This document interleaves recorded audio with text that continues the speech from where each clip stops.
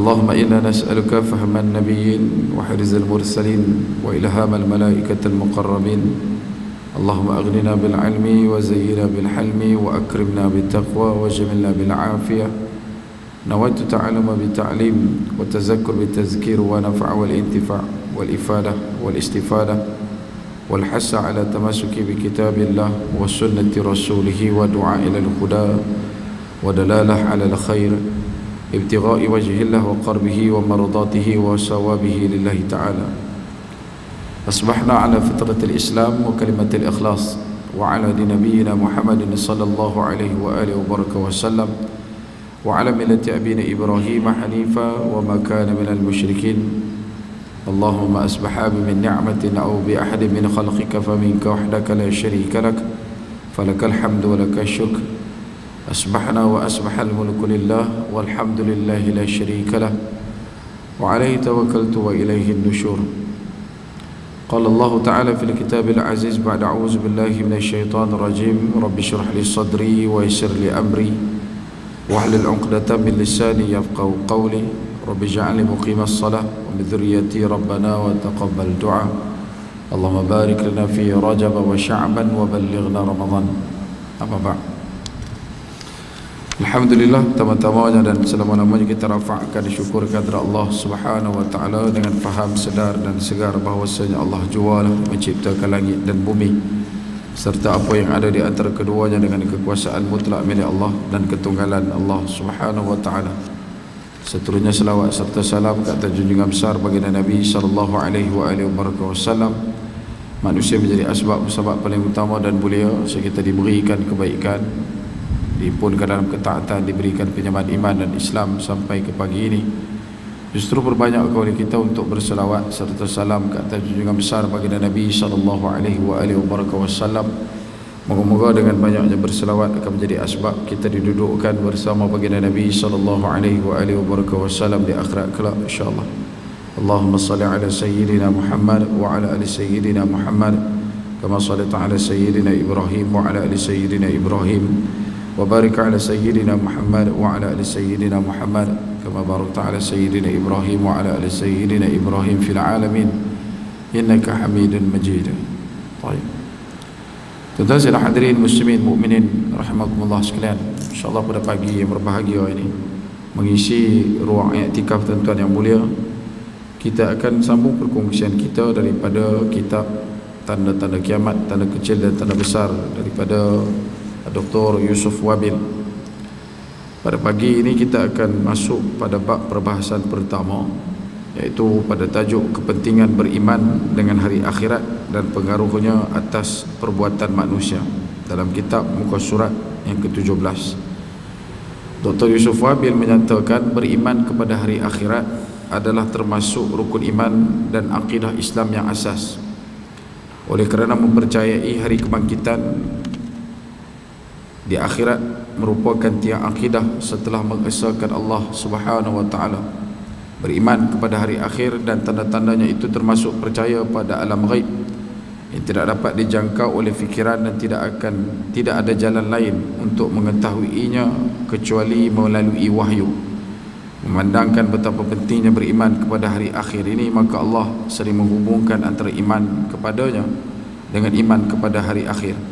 Sebagaimana firman Allah Subhanahu wa taala yang bermaksud bukanlah menghadapkan wajahmu ke arah timur dan barat itu sesuatu kebaktian, akan tetapi sesungguhnya kebaktian itu ialah beriman kepada Allah dan hari kemudian. Surah Al-Baqarah ayat 177. Kemudian Allah Subhanahu wa taala juga berfirman dalam surah At-Talaq ayat yang kedua, zalikum yu'adzu bihi man kana yu'minu billahi wal yawmil akhir. Demikianlah diberi pengajaran dengan itu orang yang beriman kepada Allah dan hari akhirat. Dan terdapat banyak lagi ayat-ayat lain yang menyebutkan tentang perkara yang sama, dan sedikit sekali lembaran Al-Quran yang tidak membicarakan hari akhir serta tentang pahala dan siksa. Kehidupan menurut Islam tidak seperti kehidupan dunia yang pendek dan terbatas, tidak pula seperti umur manusia yang agak terbatas. Sesungguhnya kehidupan menurut Islam waktunya adalah sangat panjang. selama-lamanya dan tempat kekal dalam syurga yang luasnya seperti langit dan bumi, atau dalam neraka yang menyiksa manusia selama-lamanya. Allah Subhanahu wa taala berfirman dalam suratul Hadid ayat yang ke-21, A'udzubillahi minasyaitonir rajim. Sabiqu ila maghfiratin min rabbikum wa jannatin 'arduha ka'ardis samai wal ard wa'iddat lil ladzina amanu billahi wa rasulih. Berlumba-lumbalah kamu kepada mendapatkan keampunan Allah daripada Tuhanmu dan surga yang luas seluas langit dan bumi, yang disediakan bagi orang-orang yang beriman kepada Allah dan Rasul-Rasulnya. Manakala dalam ayat yang ke-30 pada surah Qaf, Allah Subhanahu wa taala berfirman, yauma naqulu li jahannam hal imtala'ati wa taqulu hal min mazid. Dan ingatlah akan hari yang pada hari itu kami bertanya kepada Jahannam, apakah kamu sudah penuh? Dan dia menjawab, masih adakah tambahan? Sesungguhnya percaya kepada Allah, hari akhir, pahala serta seksa memberi arah yang nyata terhadap perilaku manusia untuk berbuat kebaikan. Tidak ada undang-undang ciptaan manusia yang mampu menjadikan perilaku manusia tetap tegak dan lurus seperti mana beriman kepada hari akhir. Oleh itu dalam masalah ini ada perbezaan perilaku antara orang yang tidak beriman kepada Allah dan hari akhir dengan orang yang beriman kepada Allah dan hari akhir, serta mengetahui bahawa dunia adalah tempat simpanan akhirat, sedang amal saleh adalah bekal untuk akhirat. Seperti mana yang Allah Subhanahu wa taala firmankan dalam surah Al-Baqarah pada ayat 197, wa tazawwadu fa inna khairaz zadi taqwa. Berbekallah, dan sesungguhnya sebaik-baik bekal adalah taqwa. Sebagaimana pendapat sahabat Umair bin Hamam, menuju kepada Allah tidak ada bekalan lain kecuali taqwa, amal akhirat dan sabar kerana Allah dalam perjuangan. Semua bekalan akan habis kecuali taqwa, berbuat baik dan mencari petunjuk. Nampak perbezaan antara perilaku orang beriman dengan orang yang tidak beriman kepada Allah. Orang yang tidak beriman pada hari akhir, pahala dan seksa. Maka bagi orang yang percaya pada hari pembalasan, dia akan membuat dengan melihat kepada timbangan langit bukan timbangan bumi. Dia akan melihat hisab akhirat bukan hisab dunia. Dia akan mempunyai perilaku tersendiri dalam kehidupan. Kita akan melihatnya orang tersebut istiqamah dan berfikir secara mendalam, iman, tabah dalam kesulitan, sabar atas bencana demi mencari pahala, dan mengerti bahawa apa yang ada di sisi Allah itu lebih baik dan lebih kekal. Imam Muslim antaranya meriwayatkan daripada Suhaib radhiyallahu an, dia berkata Rasulullah sallallahu alaihi wasallam bersabda, sungguh menghairankan urusan orang mukmin bahawa semua urusannya adalah baik, dan itu tidak akan ada bagi seseorang kecuali bagi orang Islam. Bila mendapat kebahagiaan maka dia bersyukur dan itu lebih baik baginya, dan jika mendapat bahaya maka dia sabar dan itu lebih baik baginya. Seorang Islam dalam memberikan manfaat tidak terbatas sesama manusia, tetapi menyeluruh kepada semua binatang. Sebagaimana pendapat yang masyhur daripada Sayyidina Umar Al-Khattab radhiyallahu an, seandainya ada binatang bagal terpeleset di satu jalan di Iraq, tentu sahaja saya menduga bahawa Allah akan menanyakan kepada aku tentang binatang tersebut, kenapakah kamu tidak meratakan jalan untuknya wahai Umar Al-Khattab radhiyallahu an? Inilah perasaan yang timbul daripada pengaruh iman kepada Allah dan hari akhir, serta berasa berat menanggung amanah yang dipikul oleh manusia. Langit, bumi dan gunung berasa takut ketika mengetahui bahawa setiap perbuatan baik besar maupun kecil akan dipertanggungjawabkan dan dibalas. Jika itu baik maka dibalas baik, jika buruk maka dibalas buruk. Allah Subhanahu wa taala berfirman, yauma tajidu kullu nafsin ma 'amilat min khairin muhdara wa ma 'amilat min su'in tawaddu law anna bainaha wa bainahu amadan ba'ida. Pada setiap hari ketika mendapati segala kebajikan dihadapkan ke hadapannya, begitu juga kejahatan yang telah dikerjakannya, dia ingin kalau sekiranya antara dia dengan hari itu ada masa yang jauh. Ali Imran ayat yang ke-30. Dalam suratul Kahfi ayat ke-49 Allah Subhanahu wa taala berfirman, wa wudi'al kitab fataral mujrimin mushfiqin mimma fihi wa yaqulu ya waylatana ma li hadzal kitab la yughadiru saghiratan wala kabirah illa ahsaha wa wajadu ma 'amilu hadira wa la yadhlimu rabbuka ahada. Dan diletakkanlah kitab, lalu kamu akan melihat orang-orang yang bersalah ketakutan terhadap apa yang tertulis di dalamnya, dan mereka berkata, ya wailatana, aduhai celakalah kami, ma li hadzal kitab, kitab apakah ini, la yughadiru saghiratan wala kabira, tidak pula meninggalkan yang kecil dan tidak juga yang besar, illa ahsaha, melainkan ia mencatat semuanya, dan apa yang telah mereka kerjakan, dan Tuhanmu tidak menganiaya seorang jua pun. Adapun orang yang tidak beriman kepada Allah dan hari akhir, hisab dan balasan, maka dia cuba melaksanakan tugas-tugasnya dalam kehidupan dengan senang dan rakus, mengumpulkan harta benda dengan pelbagai cara. Dia menjadikan dunia sebagai tujuan utama, mengukur segala sesuatu dengan tanpa belas kasihan dengan sesamanya, kecuali mencari dunia yang serba terbatas, iaitu tanpa menghitungkan batas umur. Oleh kerana itu dia akan dihisab dan akan celaka, kerana dia tidak menghiraukan hari pembalasan. Allah Subhanahu wa taala berfirman dalam suratul Qiyamah ayat yang ke-5 dan ke-6, bal yuridul insan liyafjura amamah yas'alu ayyana yaumul qiyamah. Bahkan manusia itu hendak membuat maksiat terus menerus sambil dia bertanya, bilakah hari kiamat itu. Inilah pemikiran orang bodoh dan sempit yang mengakibatkan pertumpahan darah dan membanggakan harta serta melakukan tindakan yang bodoh, kerana mereka tidak beriman dengan hari kebangkitan dan hari pembalasan. Sebagaimana Allah tegaskan, yang digambarkan tentang keadaan mereka dalam suratul An'am ayat yang ke-29, wa qalu in hiya illa hayatuna dunya wa ma nahnu bimab'utsin. Dan tentu mereka akan mengatakan pula, hidup hanyalah kehidupan kita di dunia sahaja, dan kita sekali-kali tidak akan dibangkitkan. Hari demi hari berlalu dengan sangat menghairankan apabila terjadi pengingkaran yang lebih daripada itu, seperti kita lihat pengingkaran secara keseluruhan di sebalik alam nyata yang dilakukan oleh orang-orang komunis yang tidak percaya kepada Allah dan hari akhirat. Menurut mereka, kehidupan ini adalah material belaka, dan di balik materialisme itu tidak ada sesuatu yang lain. Perkara itu sebagaimana yang digariskan oleh pemimpin mereka seperti Karl Marx, yang berpendapat bahawa Tuhan itu tidak akan ada dan tidak ada dalam kehidupan, melainkan kehidupan itu hanyalah harta benda.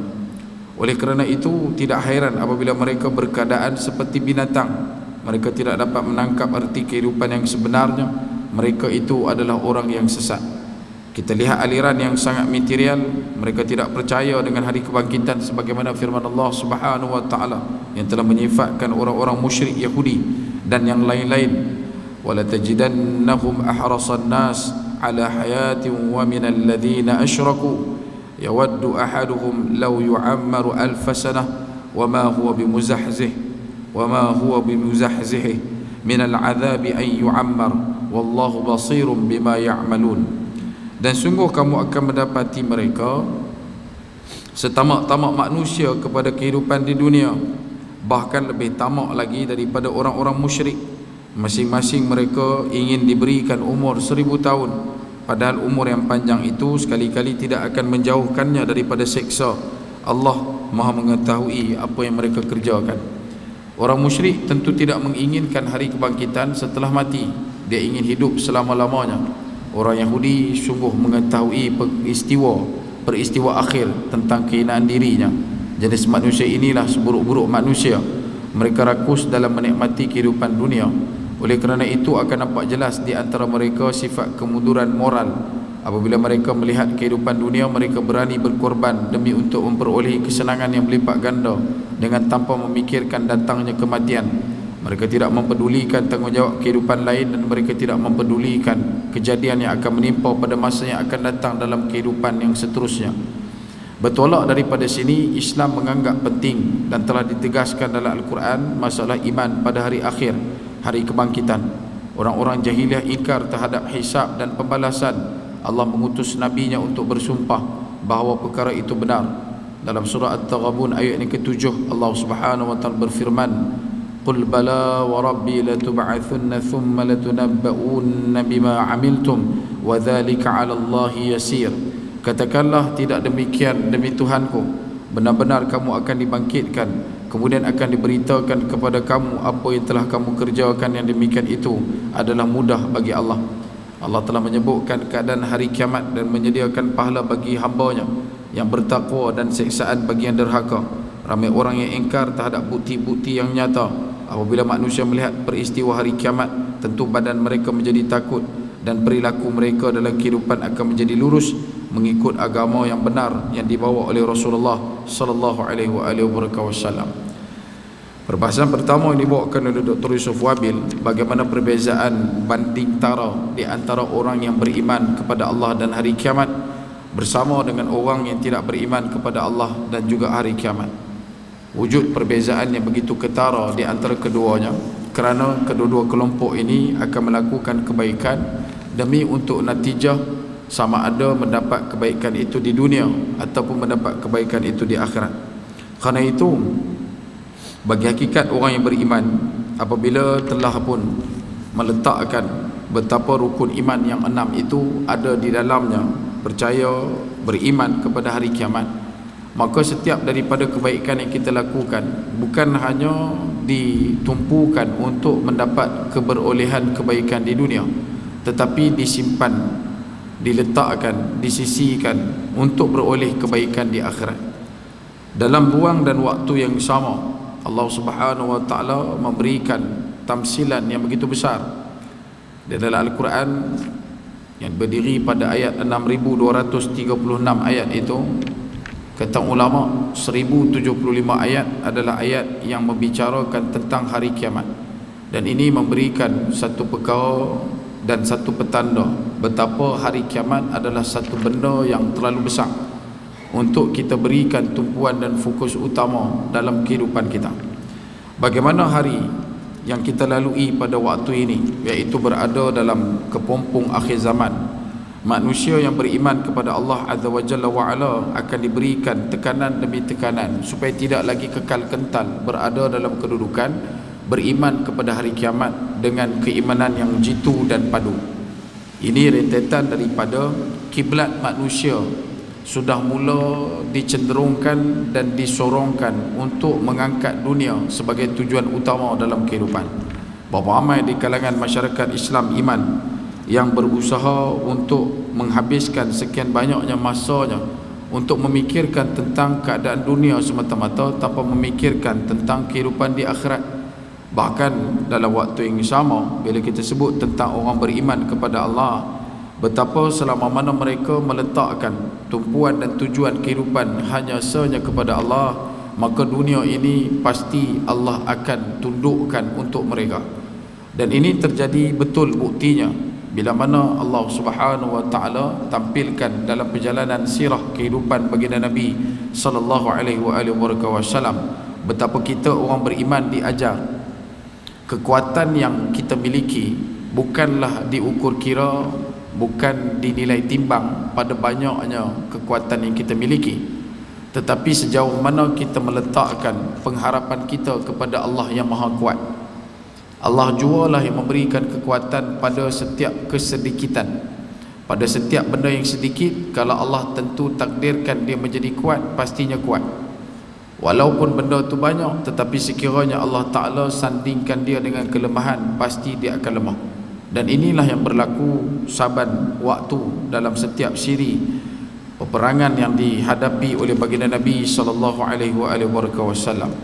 Betapa masyarakat Islam diberikan satu unjuran untuk mengambil tahu dengan begitu jelas dan teliti betapa Allah Subhanahu wa taala menginginkan kebaikan kepada manusia yang beriman kepada Allah, baik di dunia maupun juga di akhirat. Karena itu kata Dr. Yusuf Wabil, kehidupan menurut Islam tidak seperti kehidupan dunia pada kelompok-kelompok yang tidak beriman. Kerana bagi mereka dunia adalah segala-galanya. Bagi orang beriman, dunia ini adalah satu ketetapan perjalanan waktu, dimensi masa yang pendek dan terbatas, dan tidak pula seperti umat manusia yang umurnya yang duduk dalam keadaan senantiasa berpanjangan sehinggalah kembali kepada Allah Azza wa Jalla wa Ala. dalam waktu kita memahami dan menekuni apakah hakikat sebenarnya keperluan dalam diri kita untuk beriman kepada hari akhir, maka Dr. Yusuf Wabil tampilkan yang pertama, sebagai satu orang Islam menjadikan setiap amal kebaikan bukan hanya untuk memperoleh kebaikan di dunia, tetapi disimpan bekalkan untuk akhirat, kerana perjalanan kita di akhirat adalah lebih panjang dan lebih lama. Yang kedua, kata Dr. Yusuf Wabil dalam mukadimah perbahasan pertama ini, betapa kita sebagai orang beriman jangan pernah sekali-kali terperangkap dalam sekian banyaknya peralihan ataupun usaha mengalih tumpuan yang dilakukan oleh kelompok kufar untuk menjadikan kita satu orang yang mengharap sangat kebaikan yang kita lakukan itu perlu untuk mendapat balasan di dunia. Dan beberapa ramai di kalangan kita pada hari ini duduk dalam keadaan memahami pentingnya untuk mendapat balasan di dunia, sedangkan hidup kita di dunia telah Allah Subhanahu wa taala khabarkan betapa akan dicukupkan rezekinya. Hari ini kalau kita buat benda baik macam mana pun, kalau Allah Ta'ala dah tentu kita akan dapat RM500, tetap juga kita akan dapat RM500.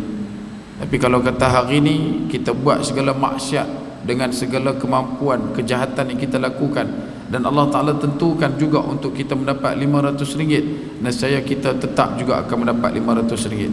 Maksudnya kita buat baik ataupun tidak, rezeki kita pada hari ini pada sekian-sekian jumlah pasti kita akan dapat. Tinggal lagi orang beriman perlu dan wajib untuk memilih menjalankan setiap kegiatannya, aktivitinya pada jalur dan jalan yang Allah Subhanahu wa taala redha. Yang ketiga, kata Dr. Yusuf Wabil, betapa orang-orang yang beriman kepada Allah, hidup mereka dipandu dan dikuatkan dengan dua jalan utama, iaitu sabar dan syukur. Apabila mendapat bencana, musibah, malapetaka, teruskan bersabar. Apabila diberikan kenikmatan yang berpanjangan, keluasan dalam segi masa dan juga harta, maka dia mengucapkan kalimah syukur. Ia diumpamakan seperti mana dua pedal pada sebuah basikal yang digunakan untuk kayuhan. Apabila kita kayuh dengan kayuhan yang pertama pada jalan syukur, maka pada yang keduanya kita perlu kayuh dengan jalur yang sabar. Bila kekal sabar dan syukur dalam kehidupan, maka kita adalah orang yang pastinya ditingkatkan takwa kepada Allah dan ditambahkan iman kepada Allah Azza wa Jalla wa Ala. Yang keempat, bagi setiap orang Islam, antara perkara yang paling penting dan dasar adalah mengetahui betapa dunia ini adalah tempat untuk berletih penat. Dunia adalah tempat untuk kita memerah keringat. Dunia adalah tempat untuk kita menghabiskan setiap daripada sekian banyaknya modal yang kita ada semata-mata untuk Allah Azza wa Jalla wa Ala. Sekiranya pada waktu ini dan saat ini kita merupakan seorang anak, maka jadilah kita seorang anak yang baik.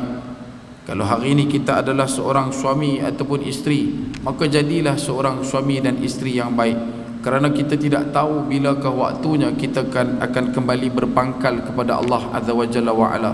Kita tidak tahu, barang mungkin pagi ini adalah hembus hela nafas terakhir kita di muka bumi Allah. Maka setidak-tidaknya jadilah orang yang melakukan kebaikan ataupun berusaha untuk berniat melakukan perkara-perkara baik. Kerana dalam setiap kebaikan yang kita lakukan kerana Allah dan Rasulnya, kita lakukan kebaikan dikarenakan kita beriman kepada hari kiamat, pastinya akan dibalas segala sesuatu pada ketumbukan kekuatan yang bakal Allah Ta'ala ganjarkan di akhirat. Cukup takat kita menjadi orang yang lebih baik daripada diri kita yang kemarin. Cukup takat kita jadi orang yang lebih baik daripada diri kita yang semalam. Kerana perjalanan kehidupan manusia tidak diukur timbang daripada permulaan, tetapi bagaimanakah pengakhiran. Dan itulah yang kita harapkan dan kita hadapkan kepada Allah Azza wa Jalla wa Ala. Moga-moga menerima seluruh jual beli kita, Allah Ta'ala menerima seluruh usaha dan usia kita. Moga-moga Allah Subhanahu wa Ta'ala jualah memberikan redanya kepada kita. Dan yang kelima, yakni yang terakhir, seorang Islam itu berusaha untuk memberikan manfaat dan mendapatkan manfaat daripada setiap perjalanan nafas hidup dia. Hidup dia setiap hari cuma nak cari kemanfaat dan dia nak memberikan kemanfaatan. Kerana demikianlah yang diberitakan oleh baginda Nabi SAW berkenaan dengan perkara khairun nas, siapakah manusia yang baik. Maka manusia yang baik itu adalah manusia yang memberikan manfaat kepada orang lain. Jadi untuk orang tersebut kekal memberikan kemanfaatan kepada orang yang lain, dia akan jadi orang yang setidak-tidaknya memiliki satu sifat sikap, iaitu beriman kepada Allah dan hari kiamat. Kerana dia tahu hidup ni bukan hanya berkisar tentang perkara yang bakal ditempuh dalam kehidupan yang sementara ini, tetapi bakal bertemu dengan satu lagi perjalanan hidup yang begitu mega perjalanannya, begitu besar dan begitu panjang perjalanannya. Kita akan melalui satu proses demi satu proses yang seterusnya, tidak sama dengan kelompok-kelompok yang lain. Bagi pahaman anutan perkara-perkara yang lain yang dijadikan ideologi dalam kehidupan beberapa masyarakat di belahan dunia, mereka merasakan kehidupan ini berpanjangan, tetapi dalam sikap, dalam skop kehidupan itu tidak akan pernah putus. Selepas mereka mati, mereka dihidupkan menjadi makhluk yang lain, digelar panggil dengan pelbagai nama, antaranya disebutkan sebagai reincarnation, iaitu kehidupan semula, inkarnasi. Maksudnya bila dia mati, dalam waktu yang sama dia dihidupkan tetapi menjadi makhluk lain. Maksud dia mati tak? Tak, dia tak mati. Dan dia tak perlu bertanggungjawab pun untuk apa yang dilakukan di atas muka bumi. Begitu juga dengan beberapa nilai faham dalam konsep agama yang lain. Sebagai contoh, ada sebahagian daripada golongan yang kita kenal, mereka beranggapan hidup di dunia ini boleh melakukan apa sahaja, baik perkara itu adalah benda baik ataupun benda buruk, kerana nanti di akhir perjalanan hidup mereka akan turun satu orang manusia, akan muncul satu orang manusia yang diangkat sebagai Tuhan mereka di kalangan mereka itu, yang bakal menghapuskan semua dosa-dosa mereka. Jadi atas muka bumi ini nak buat dosa apa silakan, sebab nanti akan ada satu sang penyelamat, ada orang yang akan menyelamatkan semua dosa itu, dan orang ni lah yang akan minta ampun supaya dosa-dosa tersebut dihapuskan. Dan di kalangan mereka juga ada sesetengahnya berpendapat betapa manusia ini akhirnya akan mati dan tidak lagi akan dibangkitkan. Persoalan ini bukan hanya muncul di waktu kita, tetapi juga sejak daripada zaman baginda Nabi SAW.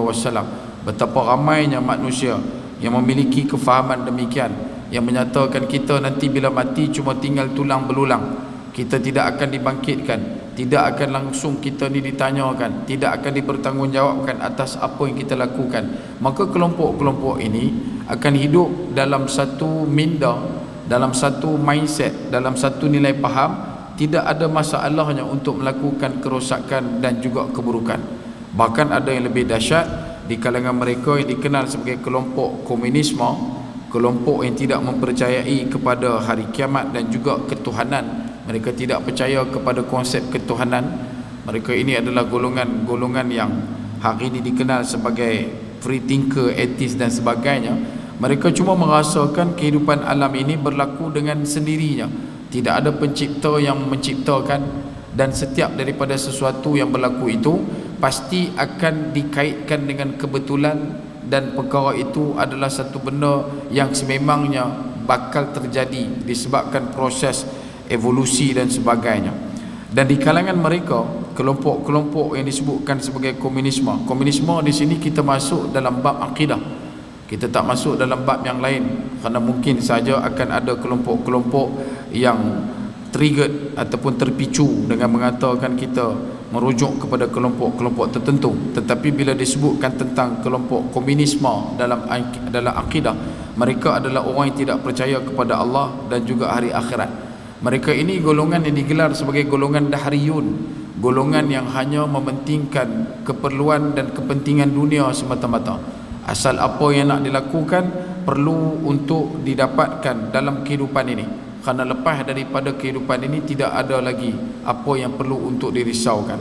Sedangkan dalam Islam, apa yang kita dapat daripada Al-Quran apa yang kita dapat daripada baginda Nabi sallallahu alaihi wasallam melalui sabdaan mulia indah baginda Nabi sallallahu alaihi wasallam, betapa dunia ini memiliki fasa-fasa kehidupan dia.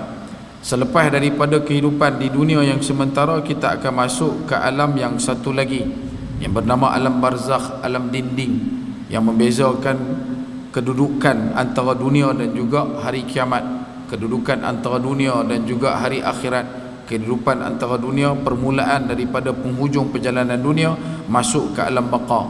Di dalam itu adalah satu kehidupan yang begitu panjang. Kita dapat lihat orang yang sudah pun wafat 1400 tahun yang lepas masih lagi berada di alam tersebut. Begitu juga dengan saudara mara kita yang sudah meninggal pada tahun 60-an, 70-an, 80-an, bahkan baru meninggal kemarin dulu, baru meninggal minggu lepas, mereka masih lagi berada di alam tersebut.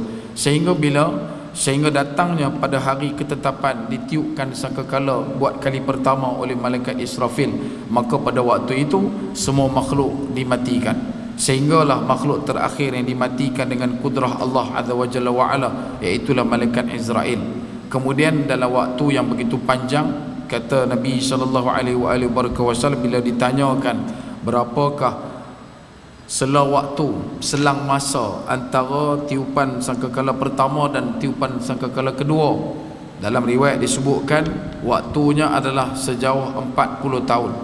Namun begitu 40 tahun ini bukan 40 tahun dunia, tetapi 40 tahun akhirat. Bagaimana kunjungan perkiraan waktunya? Al-fasanatu mimma ta'udun, satu hari bersamaan dengan 1000 tahun. Daripada sangkakala pertama nak pi sangkakala kedua, 40 tahun. Dan selepas daripada kita dibangkitkan pada yaumul ba'ath, maka kita akan dihimpunkan, kita akan mula dikumpulkan pada hari yang dinamakan sebagai yaumul mahsyar. Dan pada hari itu penuh dengan keluh kesah, penuh dengan keadaan yang hiruk pikuk dan kerisauan. Manusia akan diletakkan dalam keadaan memikirkan diri sendiri semata-mata. Bukan hanya kita manusia yang biasa-biasa yang tiada apa-apa, tetapi juga para nabi yang disebutkan bermula daripada Nabi Adam alaihi wassalam sehinggalah Nabi Isa alaihi wassalam. Betapa kunjungan kehidupan kita pada waktu itu amat berisiko tinggi. Sama ada kita ini akan mendapat buku amalan daripada tangan yang kanan ataupun tangan yang kiri, sama ada daripada belakang kepala ataupun sebahagiannya terus dijunam benamkan ke dalam neraka Allah Azza wa Jalla wa Ala wal a'yazubillah. Selepas daripada mahsyar menuju kita ke satu tempat yang dinamakan sebagai apa yang disebutkan sebagai alam sirat, alam titian sirat. Perjalanannya diukur kira sepanjang 15,000 tahun dalam beberapa unjuran kitab, dalil dan juga riwayat. 5,000 tahun menaik, 5,000 tahun mendatar, 5,000 tahun kita akan menurun. 15,000 tahun perjalanan di alam akhirat tidaklah sama seperti mana di alam dunia. Bahkan titian sirat yang bakal dilalui oleh kita adalah titian sirat yang kata Nabi sallallahu alaihi wasallam begitu gelap. Bahkan disebutkan dalam beberapa perumpamaan seperti mana yang dikatakan penuh dengan ranjau, onak, duri dan sebagainya, begitu licin. Dan orang yang boleh melintas titian sirat adalah di kalangan orang yang beriman semata-mata, orang yang beriman sahaja. Kerana mereka pada waktu itu akan tampil dalam kedudukan memiliki ad-diya. Ad-diya ini adalah pancaran kebaikan, hasil mahsul daripada perbuatan wudu di atas dunia. Maka sebesar-besar cahaya pasti akan mula menyinar sepanjang waktu seseorang yang beriman itu hendak melakukan lintasan di atas titian sirat. Sehinggalah kata Nabi SAW, walaupun cahaya cuma keluar sedikit sahaja di hujung jari, maka dia juga akan menggunakan cahaya yang sedikit itu untuk menyuluh jalan di titian sirat untuk melintasinya. Bagaimana dengan orang yang tidak beriman? Orang yang kufur, ingkar kepada Allah Azza wa Jalla wa Ala di atas dunia.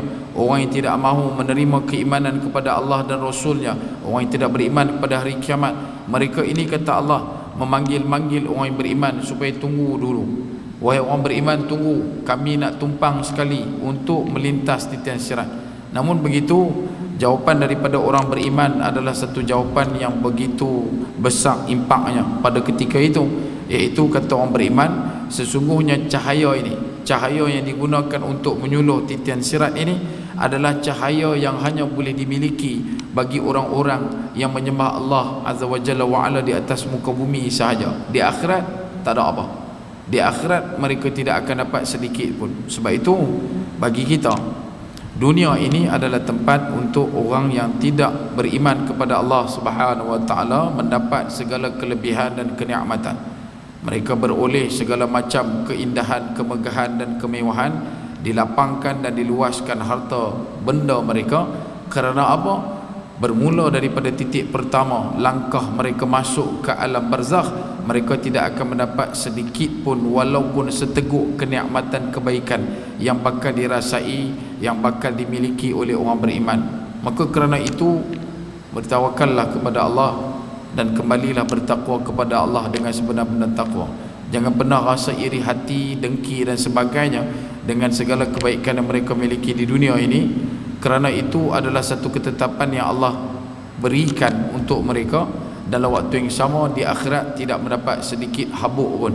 Dan sebab itu bila kita sebut berkenaan dengan situasi yang sama, hari ini kedudukannya berbeza. Di kalangan kita, masyarakat iman masih lagi termimpi-mimpi dan mengidamkan kehidupan dunia ini berpanjangan. Perlu untuk kita sedarkan dan segarkan, dunia ini adalah tempat di mana Nabi Ibrahim alaihissalam dibakar. Dunia ini adalah tempat di mana Nabi Yunus alaihissalam ditelan ikan Nun. Dunia ini adalah tempat di mana Nabi Musa ditolak oleh para pengikutnya. Dunia ini adalah di mana Nabi Daud alaihissalam berperang dengan orang yang tidak mahu beriman kepada Allah Azza wa Jalla wa Ala. Dunia ini juga merupakan satu tempat di mana tubuh mulia baginda Nabi Muhammad sallallahu alaihi wasallam ditimpakan dengan tujahan batu-batu. Dunia ini penuh dengan segala kerosakan dan ketidakadilan. Mana mungkin kita yang mengaku beriman, kita mahu hidup kita baik-baik saja, sedangkan orang yang paling Allah cinta juga diberikan begitu besar ujian dan juga malapetaka untuk mereka. Kerana itu tuan-tuan, kita sebagai orang beriman perlu bersiap siaga dan bersiap sedia untuk menerima ketentuan ujian daripada Allah Subhanahu wa taala. Tidak lain tidak bukan, semua ujian ini ia adalah potensi untuk meningkatkan takwa dan juga iman kita kepada Allah, bukan lain daripada itu. Cuma kekal kentallah duduk dalam keadaan sabar dan syukur. Moga-moga Allah Subhanahu wa taala memberikan kemudahan kepada kita dalam kehidupan ini. Dan mudahnya itu bukanlah mudah seperti mana yang kita rangka, yang kita jangka. Mudah ini adalah mudah dalam ketentuan dan ketetapan Allah Azza wa Jalla wa Ala. Jangan pula kita merasakan mudah itu perlu untuk ikut macam mana kita punya mudah. Kita punya mudah tak boleh. Allah punya mudah itulah yang kita nak kena hadap. Kerana kita hidup dalam ketentuan Allah, bukan kita hidup dalam ketentuan kita. Ya Hayyu Ya Qayyum bi rahmatika astaghith aslih li sya'ni kullahu wa la takilni ila nafsi tarfata aini. Kita minta moga-moga Allah Taala jualah yang mentadbir urus setiap perjalanan kita. Hidup kita tidak ada kebetulan, tuan-tuan. Hidup kita tidak ada apa yang disebutkan koinsiden, tidak. Semuanya adalah ketetapan, ketentuan. Innallaha ala kulli syai'in qadir. Allah yang menentukan. Cuma tinggal lagi bagaimana kita nak mengikat perkara itu tidak terkeluar daripada jasad iman kita, tak keluar daripada hati kita, tak keluar daripada akal kita. Sebab hidup di akhir zaman penuh dengan penipuan dan juga perangkap-perangkap dajjalun kadzabun yang pastinya akan menarik kita jauh daripada ketetapan Allah Azza wa Jalla wa Ala. Dan kemudian dalam penutup ini, Dr. Yusuf Wabil menyatakan ada 4 perkara yang mana manusia berhadapan dengan situasi tidak tentu untuk memahami konsep kejadian hari kiamat. Yang pertama, di kalangan manusia banyak mengingkari ataupun tidak bersetuju dengan adanya hari kiamat adalah dikarenakan mereka terlupa kepada proses kejadian manusia. Kita ini bermula dengan tidak ada kepada ada. Kita hanyalah duduk dalam setidak-tidaknya dalam satu kelongsong yang bernama mungkinul wujud. Kita ini kalau tak wujud pun Allah tetap ada, tetapi asbab Allah Ar-Rahman dan Ar-Rahim, Allah menghidupkan kita pada kalam Al-Muhyi. Allah Subhanahu wa taala jualah yang menciptakan, menghidupkan, melahirkan kita ke atas muka bumi.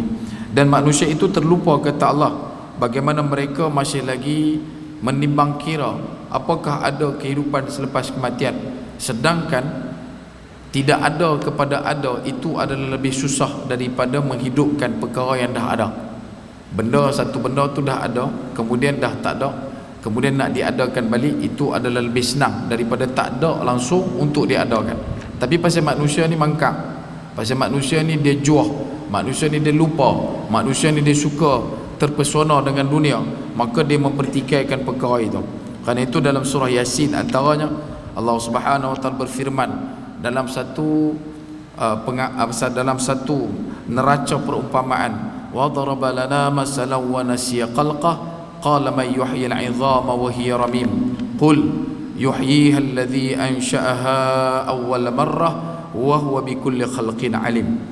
Dan dia membuat perumpamaan bagi kami, tetapi manusia lupa kepada kejadian dirinya sendiri. Dan manusia yang sedemikian itu berkata, may yuhyil 'idhama wa hiya ramim, siapakah yang dapat menghidupkan tulang belulang yang telah hancur luluh. Manusia yang Allah Ta'ala cipta tu, manusia yang daripada tidak ada menjadi ada itu, manusia yang dulunya kosong sekian menjadi makhluk yang baru itu, mereka dengan juah dan bongkak bertanya, may yuhyil 'idhama wa hiya ramim, siapakah yang mampu untuk menghidupkan kembali satu kewujudan makhluk daripada tulang belulang yang hancur luluh. Manusia tu. Sebab itu manusia ni sifatnya adalah al-insan la yakhru min al-khata' wa nisyan, dia takkan boleh lari pada silap dan lupa. Dan dia bersifat tafakhur, tetapi dia lebih banyak condong kepada takabbur, kerana dia lebih suka kepada sifat kesyaitanan itu, dia lebih lunak dengan kesyaitanan. Maka dia bertanya, macam mana boleh ada sedangkan tulang sudah pun hancur luluh. Maka kata Allah, katakanlah kepada mereka ini, qul yuhyiha alladhi ansha'aha awwal marrah, ia akan dihidupkan oleh Tuhan yang menciptakannya kali yang pertama. Kenapa disebutkan awwal marrah? Sebab sebelum adanya awwal marrah, kamu tidak ada langsung, kamu tidak ada apa-apa. Syekh Nawawi Al-Bantani bila mana dia mensyarahkan berkenaan dengan ayat daripada Al-Quran, kenapa Al-Quran itu dimulakan dengan huruf ba, dalam sekian banyaknya huruf dimulakan dengan huruf ba, dan huruf ba pula titiknya cuma satu, nuqtatul wahidah. Kerana kata Syekh Nawawi Al-Bantani, kehidupan dunia ini dia bermula dengan nuqtatul wahidah, dia bermula dengan satu benda yang dikatakan sebagai nuqtatul wujud, daripada satu titik yang awal, daripada satu titik yang satu, daripada satu titik yang pertama. Daripada situlah datangnya segala macam kehidupan. Ruhu minallah, daripada setiap kehidupan yang ada, semuanya datang daripada Allah Azza wa Jalla wa Ala. Tetapi manusia dia lupa, sebelum daripada itu dia tidak ada, kemudian dia jadi ada. Maka disebabkan diadakan dia, maka dia lupa daripada mana dia datang, daripada mana asal muasal dan sebagainya. Kemudian yang kedua, Allah Subhanahu wa taala memberikan kepada kita satu perumpamaan bagaimana di atas muka bumi ini adanya kematian dan kemudian kehidupan selepas kematian. Allah Subhanahu wa taala berfirman, wa taral arda hamidatan fa idza anzalna 'alaiha al-ma' ihtazzat wa rabat wa anbatat min kulli zawjin bahij. Kata Allah, dan kamu lihat bumi ini kering, kemudian apabila telah kami turunkan air ke atasnya, hiduplah bumi itu dan suburlah dan tumbuhlah pelbagai tumbuh-tumbuhan yang indah, kata Allah Azza wa Jalla wa Ala. Ada satu kehidupan yang perlu untuk kita fahami secara kompleks, iaitu bagaimana Allah menumbuhkan tumbuh-tumbuhan. Dan benda ini adalah satu perkara yang besar dan baik kepada orang yang mahu memikirkan betapa satu kehidupan yang asalnya Allah Ta'ala wujudkan, kemudian dimatikan dengan sebenar-benar kematian. Hancur luluh, dedaunan yang kering, rumput yang kering, tidak ada apa lagi yang tinggal melainkan hanya debu-debu Dan akhirnya daripada kedudukan yang serupa, Allah Ta'ala kata apa? Anzalna 'alaihal ma', dan kemudian ditimpakan air ke atas tempat tanah tersebut, dan kemudian ihtazzat, dan tumbuh daripada tempat itu tumbuh-tumbuhan yang indah, kata Allah Subhanahu wa Ta'ala. Kemudian yang ketiga, betapa kita akan dihidupkan selepas kita dimatikan adalah unjuran daripada zat Allah Azza wa Jalla wa Ala, sifat Allah yang maha mencipta makhluk, Allah Al-Khaliq. Allah jualah yang akan menghidupkan kembali kita selepas kematian. Dan kata Allah Subhanahu wa Ta'ala antaranya dalam surah Yasin ayat yang ke-81 hingga 82, awalaysa alladhi khalaqas samawati wal arda biqadirin ala an yakhluqa mithlahum bala wa huwal khallaqul alim innama amruhu idza arada syai'an an yaqula lahu kun fayakun. Kata Allah Subhanahu wa Ta'ala, dan tidakkah Tuhan yang menciptakan langit dan bumi itu berkuasa menciptakan yang serupa dengan itu? Benar, dia berkuasa dan dialah maha pencipta lagi maha mengetahui. Sesungguhnya keadaannya apabila dia menghendaki sesuatu hanyalah berkata kepadanya jadilah, maka jadilah ia. Dan ini nak memberikan satu iktibar besar dalam hidup kita. Allah Subhanahu wa Ta'ala yang maha berkehendak atas segala sesuatu mampu untuk melakukan apa sahaja. Tinggal lagi bagaimana kita nak mengikat pada kalam sami'na wa ata'na, pada ketetapan dan ketentuan Allah. Dan nak mencapai tahap faham adalah mudah, tetapi kekal faham itu susah. Kerana itu senantiasalah kita bertakwa kepada Allah Azza wa Jalla wa Ala dengan mengetahui betapa Allah Subhanahu wa Ta'ala mampu melakukan segala sesuatu. Kita yang kerdil ini adalah satu benda yang begitu kecil untuk dicipta jadikan oleh Allah Azza wa Jalla wa Ala, sedangkan Allah Subhanahu wa Ta'ala menciptakan makhluk-makhluk yang lebih mega besarnya. Sebagai contoh, Allah Subhanahu wa Ta'ala sebutkan dalam Al-Quran, la khalaqus samawati wal ard akbaru min khalqin nas walakinna aktharan nasi la ya'lamun. Kata Allah, sesungguhnya penciptaan langit dan bumi itu lebih besar daripada penciptaan manusia. Langit dan bumi itu serta apa yang ada di antara keduanya, the whole universe, ada yang ada di dalam galaksi kita, semua benda yang ada di dalam sistem solar itu adalah lebih besar, benda yang lebih kompleks daripada kita. Kedudukannya, pengorbitannya, kejadiannya, pergerakan dan perjalanannya, itu semua lebih besar dan lebih berat kesannya dalam penciptaan. Tetapi yang tu pun kamu tak mampu lagi nak fikir. Benda yang paling besar pun Allah Ta'ala boleh buat, apatah lagi benda yang kamu sangkakan besar. Pastinya Allah Subhanahu wa Ta'ala akan mampu untuk lakukan, kerana kata Allah Subhanahu wa Ta'ala, walakinna aktsaran nasi la ya'lamun. Kerana di kalangan manusia itu kebanyakan mereka tidak mengetahui.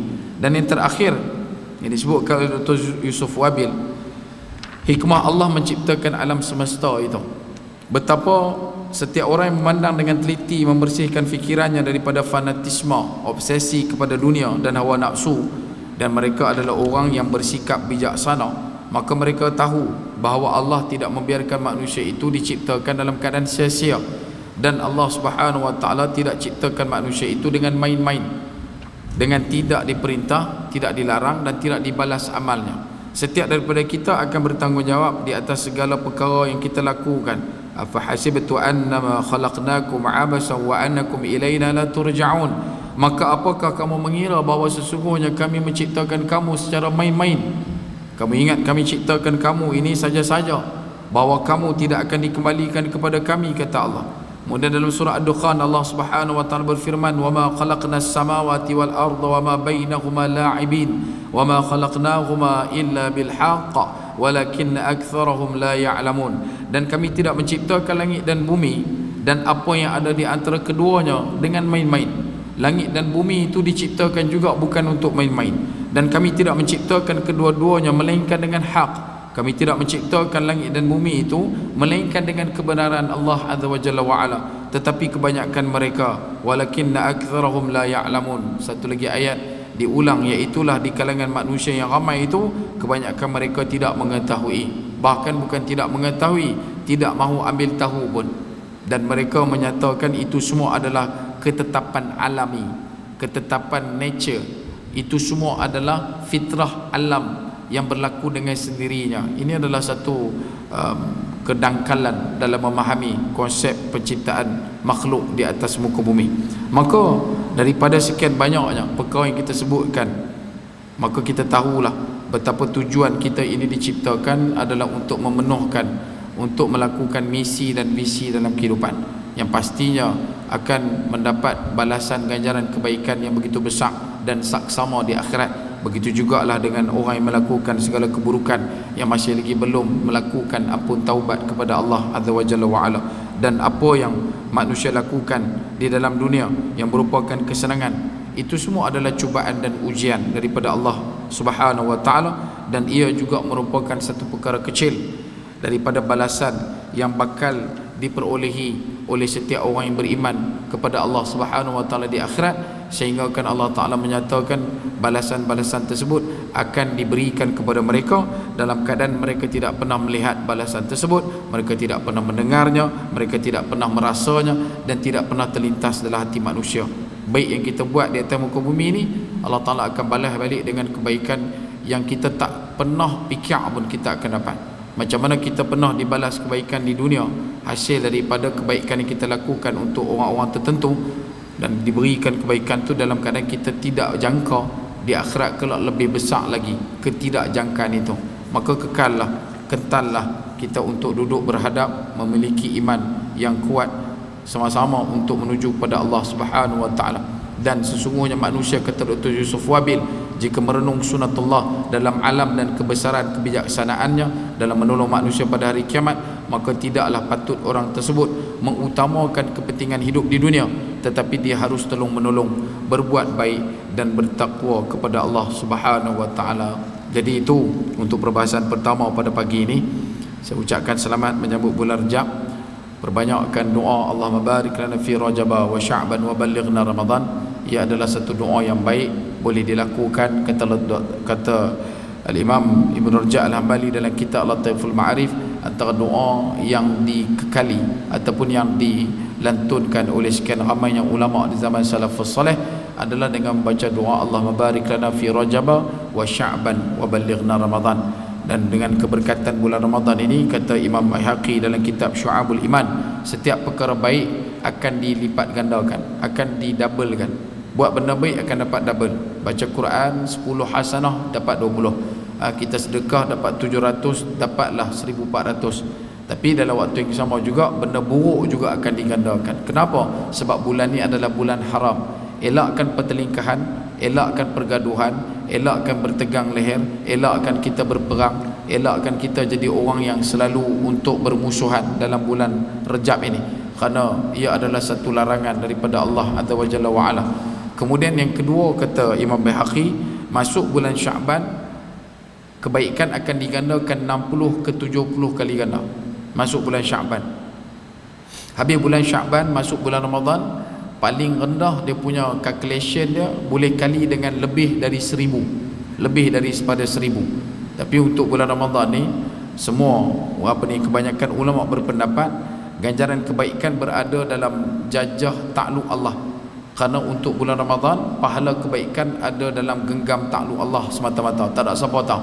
Dan inilah antara bekal modal yang bakal mengisi penuh gedung dan gudang pahala kita dalam setiap industri kebaikan yang kita lakukan untuk Allah Subhanahu wa Ta'ala, yang kita lakukan demi Allah Subhanahu wa Ta'ala, dan kita akan mendapat balasan kebaikannya di akhirat kelak. Dan kata Ibn Rajab Al-Hambali lagi, ada di kalangan manusia yang mengekali untuk membaca doa Allahumma barik lana fi Rajab wa Sya'ban wa ballighna Ramadan. Itu asbab daripada doa yang senantiasa dilantunkan, itulah mereka akhirnya disempatkan oleh Allah Subhanahu wa Ta'ala untuk sampai ke dalam bulan Ramadan. Dan dalam waktu yang sama, saya juga berpesan pada diri saya dan juga tuan-tuan, bertakwalah kita kepada Allah Subhanahu wa Ta'ala, jagalah silaturahim, dan doakanlah saudara kita di Palestin yang sampai ke hari ini masih lagi berhadapan dengan situasi yang getir.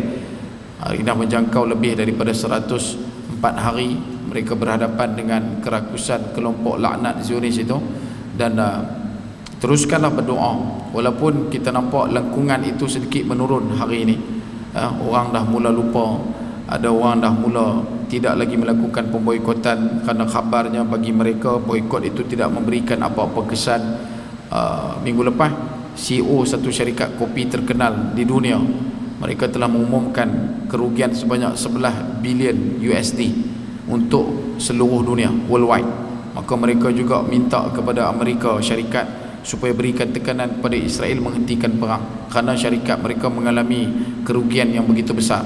Dan adalah beberapa lagi syarikat yang besar juga yang mengalami kerosakan dan kerugian yang begitu dahsyat sejak 4 bulan belakangan. Kerana itu tidak ada apa-apa yang perlu untuk kita hadapkan melainkan kembalikan keseluruhannya kepada Allah Azza wa Jalla wa Ala. Moga-moga akan tiba detik kemenangan untuk kita raihkan bersama, untuk kita raih bersama. Cuma tinggal lagi kemenangan pasti akan kita tempah. Tinggal lagi adakah kita bersama dengan kemenangan ataupun tidak. Itu saja. Kemenangan semakin dekat, kemenangan semakin dekat. Kerana itu teruskan kita berdoa, teruskan kita berdakwah, teruskan kita menyumbang kepada saudara kita di Palestin. Dan dalam waktu yang sama, kalau ada kebaikan mohon tolong sebar-lebarkan, kalau ada keburukan mohon tolong jauhkan. Bak kata pepatah, sedap makan dikunyah-kunyah, sedap kata diulang-ulang. Jika buat kerabu perut, jangan diperah 5 perut. Jika baik tolong diturut, jika buruk jangan diikut. Akhir kalam, sekecil-kecil ikan pasti ada isinya, sebesar-besar ikan pasti ada tulangnya. Aku qouli hadza wastaghfirullahal adzim wa lakum wa lisairil muslimina wal muslimat wal mu'minina wal mu'minat fastaghfiruh فيفوز المستغفرين. والسلام عليكم ورحمة الله وبركاته والله تعالى أعلم.